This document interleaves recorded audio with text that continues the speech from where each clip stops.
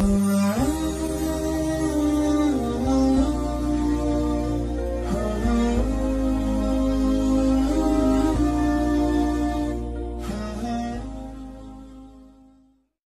motong ayam harus sekaligus sret jadi.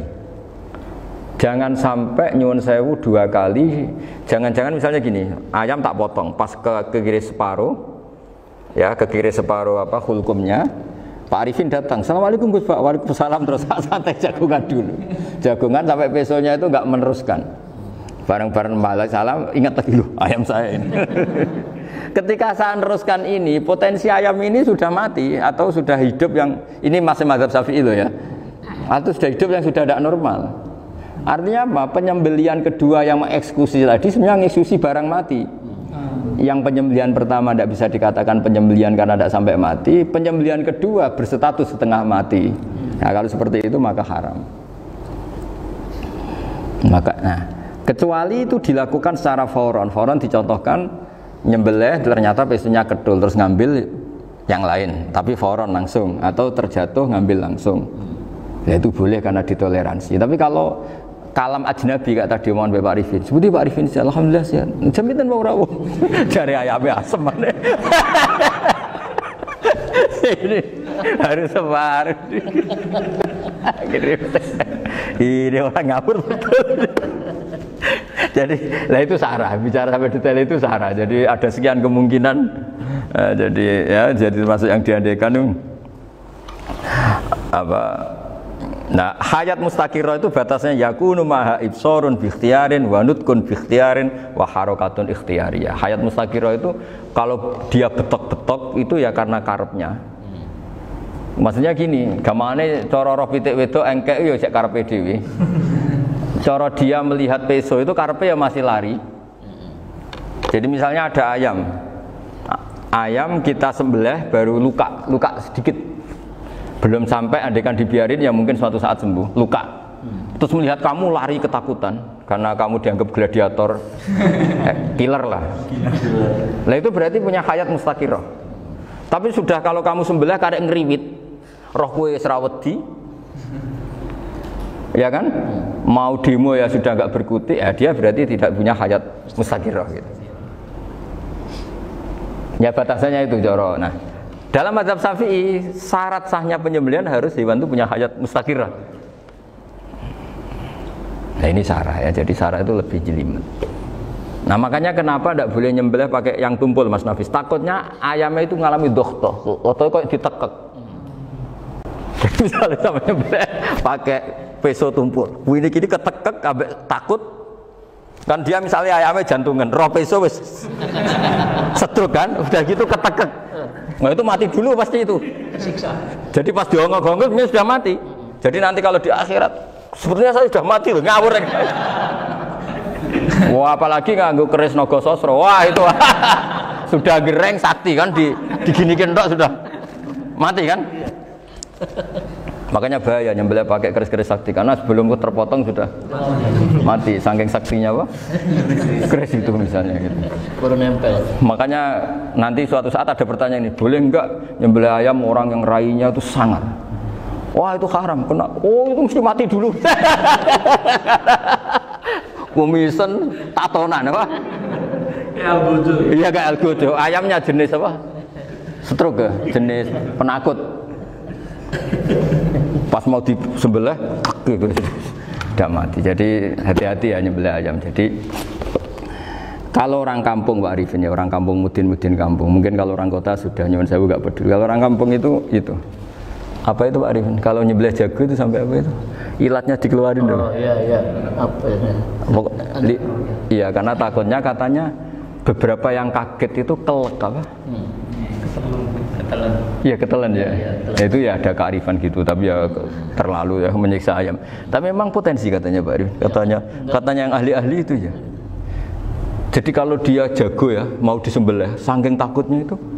Kalau orang Jawa kalau takut kan yang ngelek idu ya. Itu orang Jawa loh ya. Itu kalau orang takut kan kadang apa kayak. Nah ayam itu nak ketakut. Kadang ininya terus apa? Lidahnya masuk. Akhirnya pas disembelih ini nggak kena. Nah, makanya terus banyak mudin yang punya ikhtiar tadi. Pernah lihat Pak yang ayam jago itu?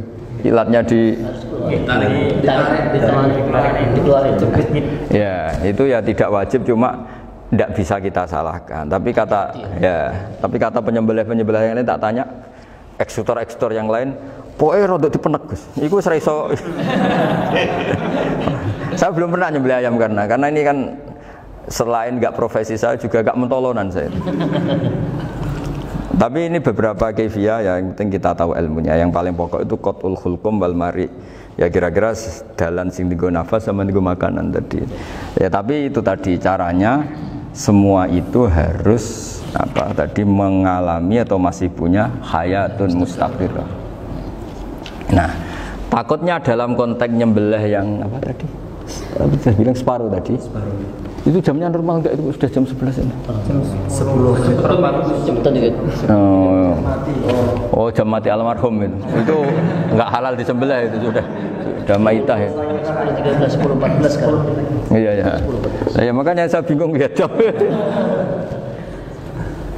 Ya jadi itu Pak Wafa ya, pentingnya sarah itu seperti itu. Matan itu kan asal nyembelih saja, tapi di sarah diterangkan jangan hanya nyembelih, yang disembelih harus ada hayatun mustaqirah, karena dikatakan penyembelihan adalah menghilangkan nyawa dengan cara yang syar'i. Nah, kalau nyawanya saja sudah hilang bukan nyembelih gitu. Nah, potensi itu ada ketika jago kamu sembelih pakai yang tumpul. Ini ada doktoh. Loh, hewan itu juga kayak manusia loh, karena punya hati. Ketika takut bisa saja mati. Nah, takutnya ulama kan ini ngalami dohtoh, kayak orang ditekek kan mati kan, ditekek kaget. Contoh gampang gini, orang ditekek perempuan kemungkinan mati itu kecil, karena murni hanya ngalami pernafasan. Tapi nak ditekek wong gagah tatonan kan terus dua reaksi tubuh, takut sama gak bisa bernafas, itu kan lebih cepat apa? Mati. Kira-kira kan gitu. Lah ini sudah takut dongok-dongok itu kan. Nyiksa. Saya sering ketemu orang yang ahli nyari ular, nyari apa. Itu ya gitu. Filosofinya sama seperti orang perang. Harus bikin takut. Iku kewan Gus nak disewentak, iku telelekan. Jadi telelekan iku apa Pak Anda bicara bahasa Batawi ini itu. Orang kaget terus terpaku itu. Teorinya Khalid bin Walid kan gitu. Kalau perang supaya musuh takut. Kamu tahu saya, kami siapa? Ayat jina biqaumin yuhibbunal mauta kama tuhibbunal hayat.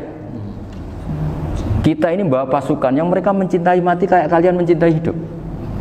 Pasukan kami ini wah darwis, berani modar ya wis gitu, kira-kira gitu kalau bahasa Jawa itu.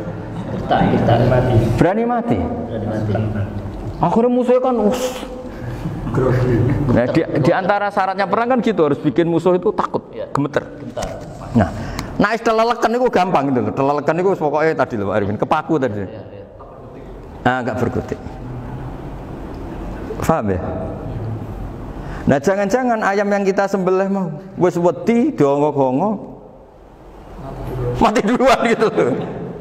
Nah, makanya terus kata musannaf kalau bisa itu wa yakunu madzukira bidafatin wahidah. Kalau itu usahakan sekali jadi. Tapi itu bukan berarti syarat sahnya harus sekali jadi. Kira-kira karena tadi gak kebayang kan kalau baru separuh tak Assalamualaikum Gus Pak, Waalaikumsalam Pak Arifin, sebuti kabarnya. Baru itu terus ingat, diteruskan lagi, kemungkinan ini sudah mati apa? Nah makanya ya tapi lagi-lagi ini sarah ya, tak baca Bismillahirrahmanirrahim wa yakunu qad umadukira daf'atan wahidatan la fi daf'ataini fa innahu yahrumul masbuh hina idin. Kalau dua kali, tapi dua kali maksudnya yang satu kali ini mengakibatkan kematian, dikatakan penyembelihan belum sempurna, dikatakan hidup toh nanti pasti mati, berarti tidak mengalami hayatun mustaqirah. Paham ya? Jadi ini semoga dapat barokah dari para ulama. Jadi saya mohon nanti Pak Wafa, Pak Muntaha, teman-teman jangan hanya baca matan ya, pada level alim itu harus baca syarah, karena matan itu nyuwun sewu tidak cukup untuk menjawab sekian kemungkinan. Nah, syarah itu sono fardul masalah. Ya Pak Arif ini saya mengandaikan masalah meskipun belum terjadi ya pengandaian, sehingga nanti kalau terjadi kalau militer itu apa? A, B ya? Alternatif gimana? Kalau strategi itu kan ada sekian A, B, C. Kalau A gagal, B sudah siap. Oh, militer. Jadi kalau masuk surga pintu satu nggak bisa, itu kedua. Lewat teras Gus. Sembrono. Pergi Al-Fatihah. Bismillahirrahmanirrahim. Shiratal mustaqim shiratal ladzina an'amta 'alaihim ghairil maghdubi 'alaihim waladdallin. Pun guys, puji karo